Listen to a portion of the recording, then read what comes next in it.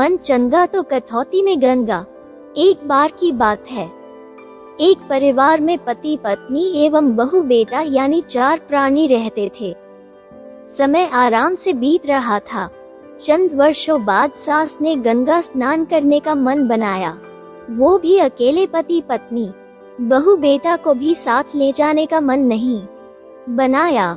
उधर बहू मन में सोच विचार करती है कि भगवान, मैंने ऐसा कौन सा पाप किया है जो मैं गंगा स्नान करने से वंचित रह रही हूँ।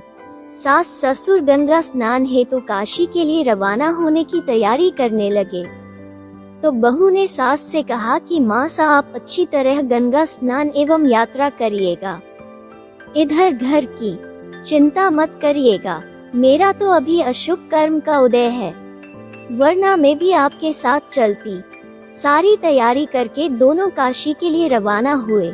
मन ही मन बहू अपने कर्मों को कोस रही थी कि आज मेरा भी पुण्य कर्म होता तो मैं भी गंगा स्नान को जाती। खैर मन को धाधस बंधाकर घर में रही। उधर सास जब गंगा जी में स्नान कर रही थी, स्नान करते करते घर में रखी अलमारी की तरफ ध्यान गया और मन ही मन सोचने लगी कि अरे, अलमारी खुली छोड़कर आ गई, कैसी बेवकूफ औरत हूँ, बंद करके नहीं आई, पीछे से बहुत सारा गहना निकाल लेगी। यही विचार करते करते स्नान कर रही थी कि अचानक हाथ में पहनी हुई अंगूठी हाथ से निकलकर गंगा में गिर गई। अब और चिंता बढ़ गई कि मेरी अंगूठी गिर गई। उसका ध्यान गंगा स्नान में न होकर सिर्फ घर की अलमारी में था। उधर बहू ने विचार किया कि देखो, मेरा शुभ कर्म होता तो मैं भी गंगा जी जाती। सासू माँ कितनी पुण्यवान है जो आज गंगा स्नान कर रही है।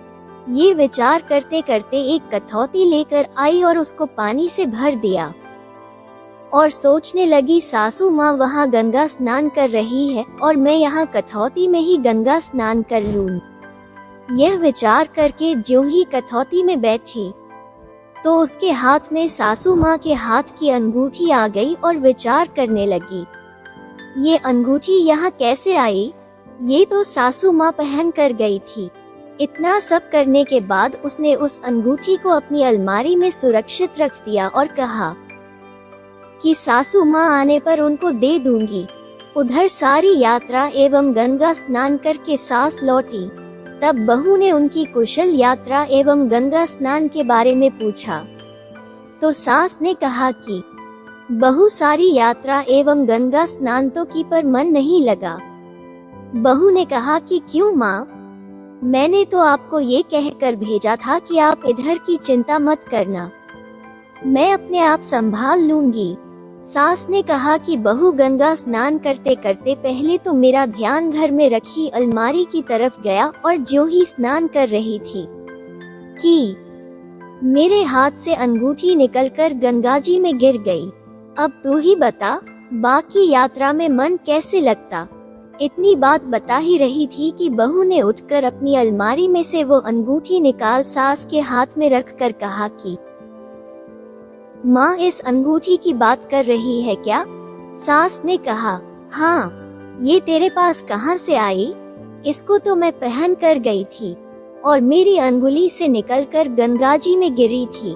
बहू ने जवाब देते हुए कहा कि माँ, जब गंगा स्नान कर रही थी तो मेरे मन में आया कि देखो, माँ कितनी पुण्यवान है जो आज गंगा स्नान हेतु गई। मेरा कैसा अशुभ कर्म आड़े आ रहा था जो मैं नहीं जा सकी।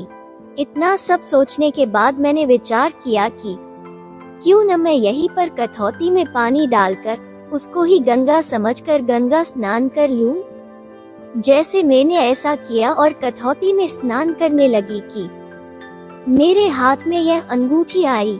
मैंने देखा, ये तो आपकी है और यह यहाँ कैसे आई? इसको तो आप पहन कर गई थी। फिर भी मैंने आगे ज्यादा न सोचते हुए इसे सुरक्षित मेरी अलमारी में रख दी। सास ने बहू से कहा, बहू, मैं बताती हूँ कि यह तुम्हारी कठौती में कैसे आई। बहू ने कहा, माँ कैसे? सास ने बताया, बहू देखो, मन चंगा तो कठौती में गंगा। मेरा मन वहाँ पर चंगा नहीं था। मैं वहां गई जरूर थी, परंतु मेरा ध्यान घर की अलमारी में अटका हुआ था और मन ही मन विचार कर रही थी कि अलमारी खुली छोड़कर आई हूँ। कहीं बहू ने अलमारी से मेरे सारे गहने निकाल लिए तो बता, ऐसे बुरे विचार मन में आए तो मन कहाँ से लगने वाला। और अंगूठी जो मेरे हाथ से निकल कर गिरी वो तेरे शुद्ध भाव होने के कारण तेरी कठौती में निकली।